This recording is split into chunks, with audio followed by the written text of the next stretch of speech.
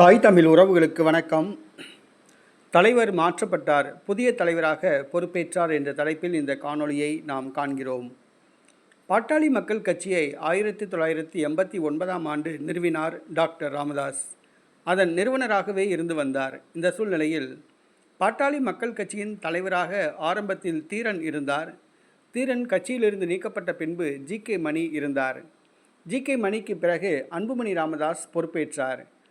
ஒரு சில மாதங்களுக்கு முன்பாக டாக்டர் ராமதாஸ் தன்னுடைய மகள் வழி பேரனை பாமக இளைஞரணி தலைவராக நியமித்தார். இதன் காரணமாக அன்புமணி ராமதாஸுக்கும் டாக்டர் ராமதாஸுக்கும் பிரச்சனை வெடித்தது. இந்த சூழ்நிலையில் இருவரும் சரியான புரிதல் இல்லாமல் இருந்து வந்தனர்.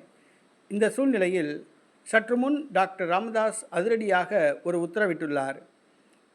பாட்டாளி மக்கள் கட்சிக்கு தலைவராக நானே பொறுப்பேற்பேன் என்று கூறியுள்ளார்.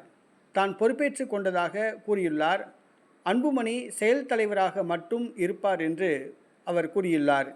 2026 சட்டசபை தேர்தலை இளைஞர்களை வழிநடத்துவதற்காக இந்த முடிவு எடுத்ததாக அவர் தெரிவித்துள்ளார்.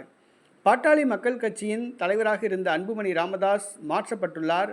அதன் தலைவராக டாக்டர் ராமதாஸ் பொறுப்பேற்றுள்ளார். செயல் தலைவராக மட்டும் அன்புமணி ராமதாஸ் இனிமேல் செயல்படுவார்.